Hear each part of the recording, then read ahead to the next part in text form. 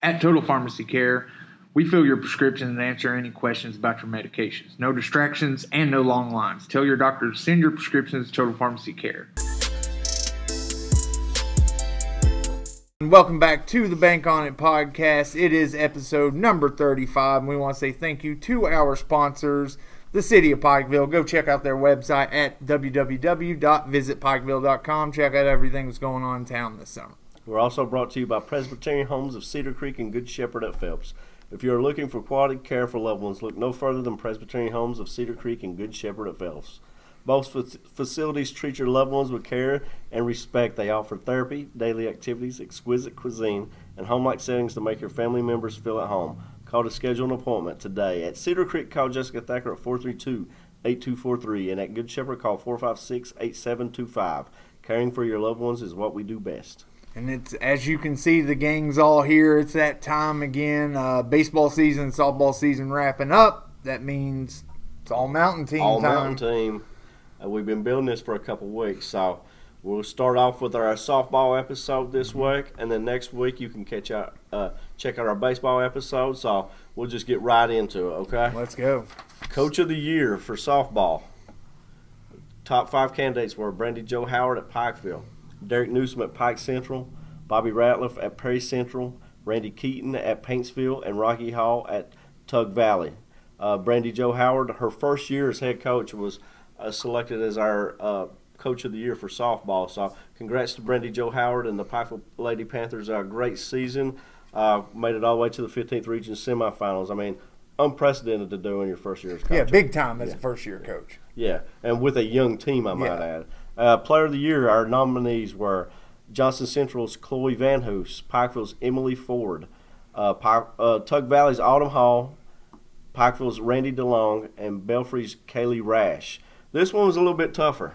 We kind of came to a conclusion that, Chloe Van Hoos and Emily Ford, the distinction wasn't, it was very minor, so we came up with a code Player of the Year, and the Players of the Year will be Chloe Van Hoos and Emily Ford. Trevor, you got to see Chloe Van Hoos. I mean, just tell people, some of the things that she did. I mean, just overpowering batters, especially in the 15th Region tournament. Yeah, she was, Randy. Chloe, she battled some injury early on, came back, in the 57th District Championship, pitcher's duel there against Paintsville. And then, like you said, in the 15th Region tournament, turned it on. She threw, multiple no-hitters. I think a perfect game maybe this year. Was a win away in the region championship, to throw a no-hitter and get beat. Mm-hmm. It's just a heartbreaking thing. But man, she just dominated on the mound this year. And Emily Ford, she's a freshman coming in. She got a lot of experience last year, as we all saw. Followed it up with a big season this year. Had a little bit of that pressure taken off her by Hannah Akers and Emily Atkins, who were also pitchers for Pikeville. But when they needed a big game, it was Emily Ford who stepped to the mound, and she delivered almost every time.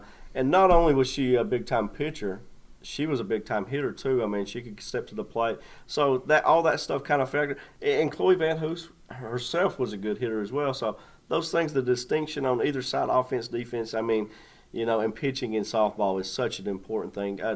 Stevie, you got to see both of these girls play. Just kind of talk a little bit about, each one, some of the things that they do well and what you saw from them. I think both those players, Randy, very similar when you look at their stats and performances. As you said, Ford would have the experience edge of the two pitchers. She's the veteran pitcher of the two.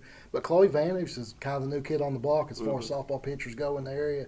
She really came on strong. And both of them as well, as you touched on, can really deliver at the plate. Both of them had big hits throughout the postseason. I think really for both those players, the future's bright. Yeah, and like you said, Emily Ford is a veteran of the two, but she's a freshman. Chloe Van Hoos is a sophomore. But congrats to both of them, well deserved. But we'll get right into the first team, and a name that is people need to look out for, especially in West Virginia. Josh, Autumn Hall. I mean, she could have very well been Player of the Year, but I mean, what she did over there for Tug Valley this year kind of rejuvenated that program.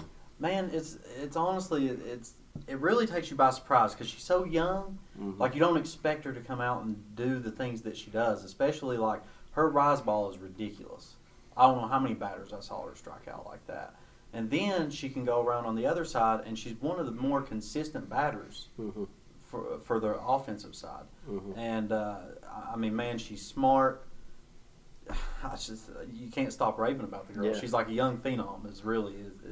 It's like watching somebody that you know for the rest of the time to come.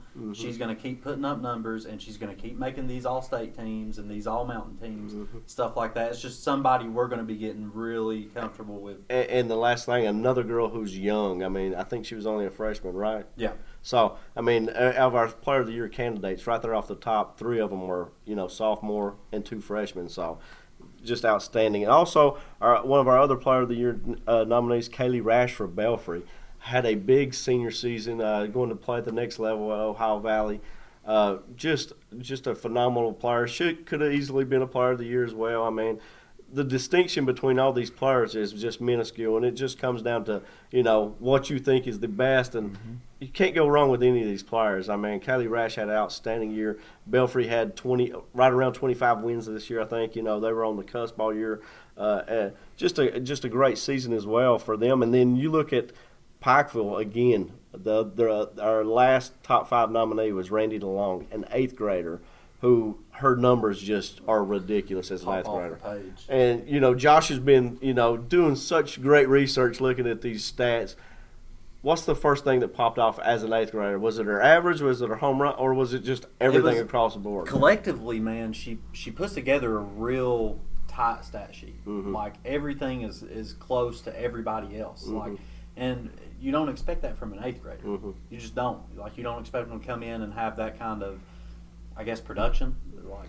Yeah, and out of our top 5 Players of the Year nominees, 4 of them were pitchers, and the one that wasn't was Randy DeLong. I mean, that just shows how good of a year she had.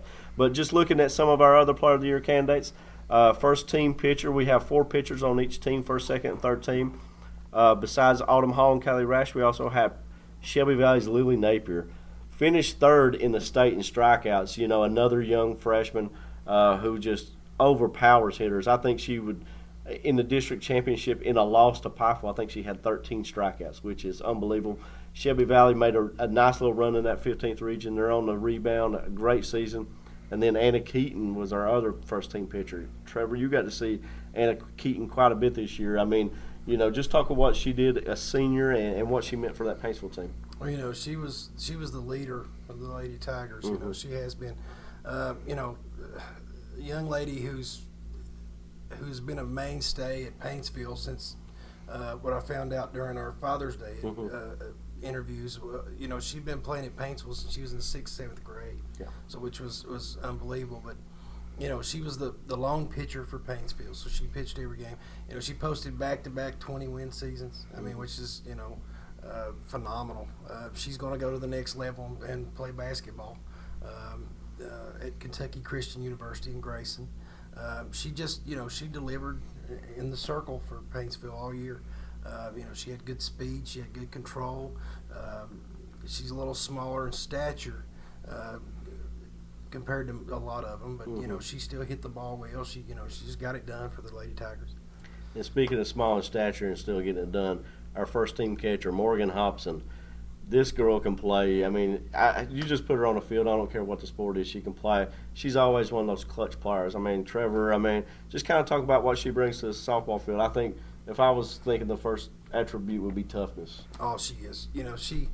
I remember back during the basketball season, she hit the game-tying three-pointer in the 57th District Championship game at Paintsville again.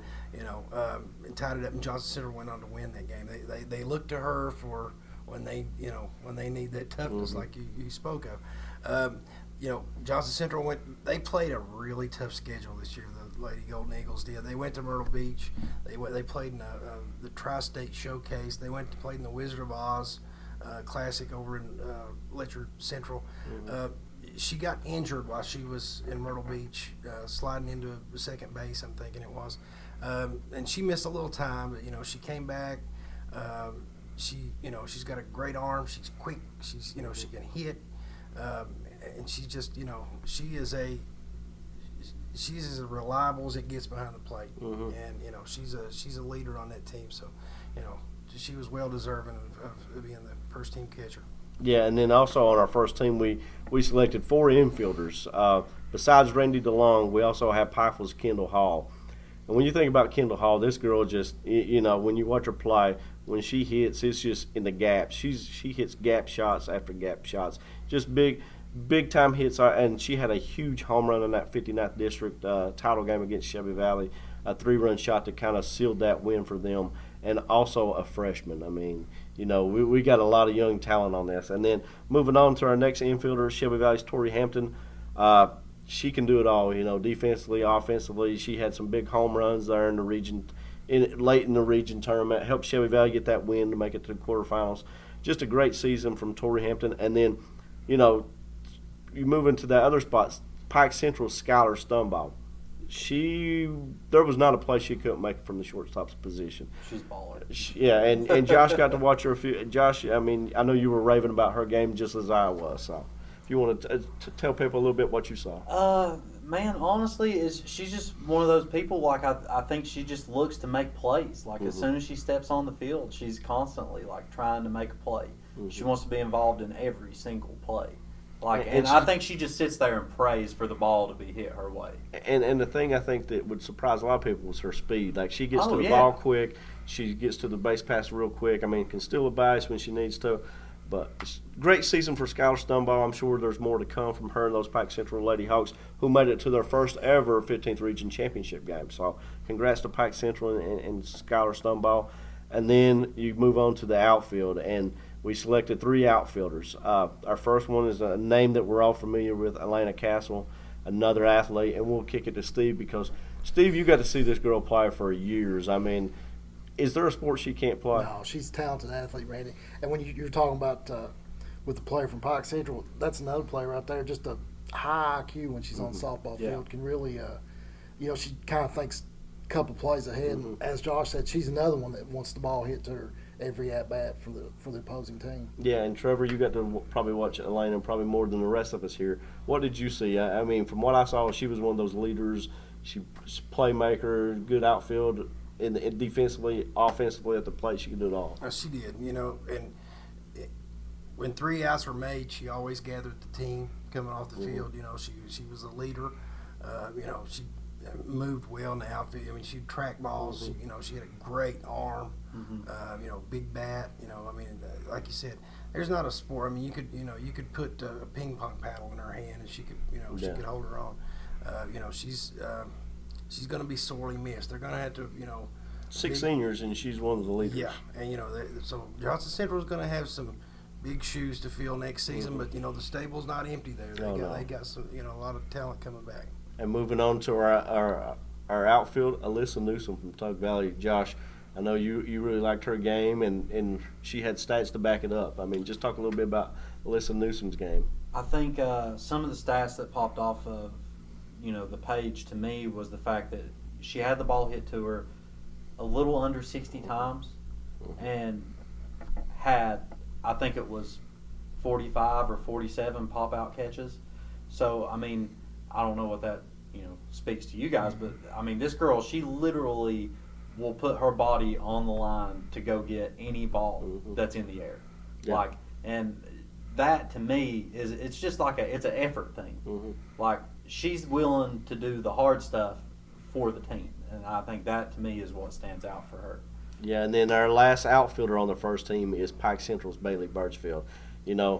Pike Central had a big season, and Bailey Birchfield, she was right there in everything. She could hit, she could field, made a couple of diving catches in the district and region that, I remember off the top of my head that really saved some runs and really helped those teams out. She was a big part of them winning the 60th district title this year. I mean, she absolutely a great season. And then we also have 3 utility players. And the first utility player that was selected, Phelps, is Danielle Prater. I mean, she's another one of these girls who feels like she's been playing for 10 seasons. And what is she, a sophomore maybe, I think?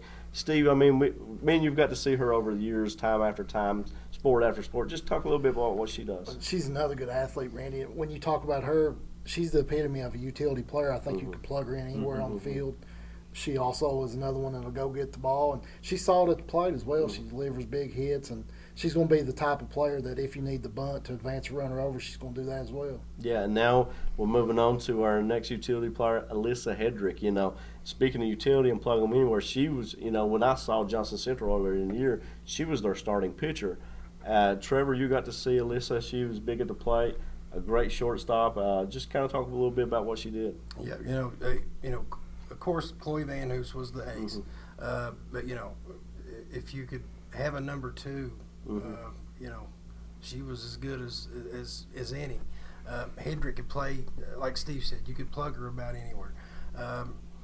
Elena Castle had the intention was for her to play shortstop when Hedrick was pitching. But they moved Elena. They needed her more, I think, in the outfield, so they moved her back and let Hedrick play short this year. So that freed Elena up to have that extra glove in the outfield. But yeah, Hedrick, she can hold her own. In the infield, great glove. Great stick. She's got another big bat. So she's just another one. Like we talk about this young talent. Johnson Central is going to have some holes to fill, but I think that with what they've got coming back, they're going to be okay. And our last utility player on the first team was Pike Central's Kaylee Thomas, and that's another girl that is a true utility player. She could pitch, she could field, she was a heck of a third baseman. She had a nice bat, several home runs. She was a big reason why Pike Central made it to the 15th Region Championship for the first time ever. Congrats to all the first teamers. That was all of the first team, and just like the first team, I think we're going to go into the second team where we're seeing a lot of young players. That seems to be the theme for the whole a bright future for softball in the mountains. Yeah, you're exactly right, Wes. I mean, we'll just start getting to this second team. We'll start off with pitching. Prairie Central's Kim Hughes was one of our second team pitchers. Pike Central's Maddie Vaughn was another second team pitcher. Lawrence County's Allie Triplett and Phelps's Hannah Blankenship. That was our second team pitchers. Our second team catcher was Tug Valley's Emily Hatfield. Our four infielders are Pikeville's Kelsey Adams, East Ridge's Kelsey Sloan, Paintsville's Clara Blair, and Paintsville's Jordan Mulcahy. In our outfield, we have Shelby Valley's Taylor Newsom, Paintsville's Elizabeth Swoop Williams, Perry Central's Emily Eversole, and then our three utility players are Perry Central's Jamie Pollard, Hazard's Kaylee Dixon, and Pikeville's Olivia Whitfield. Steve, just looking at this, you got to see Kim Hughes a couple times. What kind of stood about her and why she was a second-team pitcher? She's a solid pitcher, Randy. When you look at her pitching for Perry Central, a team that probably shouldn't have advanced to the 14th Region Championship game, but she was able to get them there. She was a pitcher that brought a lot of experience to the circle and one that had been in that position before as far as big games. But I think toward the end of the season, she really was able to get Perry Central on a roll and go all the way into the 14th Region title game, which, of course, Wolfe County won, but Wolfe County, the more experienced of the two teams, veteran laden, but Kim Hughes is the player that really held Perry Central together. Yeah, and momentum carries you a long way in the postseason. Tug Valley, that's a team that was on the rise this year. They had a big season for Tug Valley, and one of the players that helped attribute to that big season was the catcher, Emily Hatfield. Josh, I know you liked her game. Just talk a little bit about some of the things that stood out about her. Well, honestly, man, she's like a wall. Not a lot gets by her. I think actually all season she had only committed 2 errors all season. And then you flip over to the batter's box, and she'll get in there, and I think this year she hit 7 home runs. On top of that, she had like 4 or 5 triples, had a couple doubles, and I mean, man, she just she knows how to fill it up. Like, and I say this, but like, I guess for like every good pitcher, you need that one person to really like elevate their game. And with her, she had Autumn, of course, and so we go to Emily, and her framework is what jumps out the most. Like the fact that she can make a ball look like a strike, or just that moving that little half inch or whatever. Like she's just, as a catcher, I mean, she's the total package. Yeah, big season for her, and then we'll move on. If you want to look at another second team player, Trevor, you had Clara Blair there at Paintsville who had a monster season. plenty of power and another young player there. You know, she's a freshman, Randy, but she plays a lot older. Clara, she plays the hot corner, third base. For a freshman, an excellent glove. You know, her bat speaks for itself. I mean, she crushes the softball. I mean, you know, I'm not off the top of my head. I don't know exactly how many home runs she finished with. I know it was probably 5 or 6, somewhere in that neighborhood. But man, she absolutely punishes the softball. You know, but like I said, she's another one. I know at times she played a little shortstop this year. For a bigger girl, she can move. She's quick, agile. But, you know, she's going to be back as just a sophomore. So that's, you know, like Wes said, this theme continues of this talent in this 15th region. It's just, I don't think we've ever had talent like this in the 15th region before. Now, I'm going to break that theme a little bit and switch it up and talk about a senior. Pikeville's Olivia Whitfield. This girl, she had a big season. I mean, anybody that's seen her play, she's one of the reasons Pikeville had the season they had. You know, only had 4 seniors, and most of the year, you know, 3 seniors, you can say. And she was a great leader there. She had a big stick. I mean, she really hit the ball well. She was a gap hitter. Hit 2 or 3 home runs as well. So she was a big reason for Pikeville's success this season. So Olivia Whitfield had a big season, and congrats to all of our second teamers. And we'll quick look at the third team right now. Yeah. We'll start it off with Pikeville's Hannah Akers. Excuse me on that one. And then we'll move into East Ridge's Caitlin Coleman, Prestonsburg's Caitlin Bingham, and then Beth Joseph at she also made the team. At catcher we have Shelby Valley's Maggie Hall, Floyd Central's Katie Moore. Over at Belfry we have Paula Dawson in the infield as well.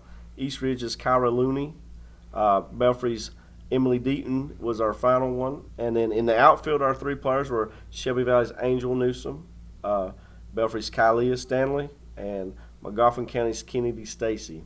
Our 3 utility players were Maddie Collins from Hazard, Lacey Davidson from Hazard, and Bailey Joe Stiltner for Pikeville. And then we'll wrap it up real quick and look at some of our honorable mentions and call this thing a wrap for our all-mountain softball team. Just looking at the honorable mention, we'll start off with East Ridge. Bethany Tackett was named to the honorable mention. Courtney Standenfer. Then you go to Betsy Lane. We have Lauren Watkins and Amelia Blackburn. For Prestonsburg, we had Allison Campbell and Haley Neese. For Mingo Central, we had Kaylee Baisden and Zoe Evans. For Tug Valley, we had Hannah Hopkins and Abigail Spence. For Johnson Central, we had Caitlin Finch and Abby Fannin, who, you know, both were great players and probably could have made an argument for a, you know, second or third teamer. For Floyd Central, Brooke Stumbo, another one of those players who could have maybe been higher up, and Grace Martin. And then you look at Pike Central, Summer Markham and Brittany Ray.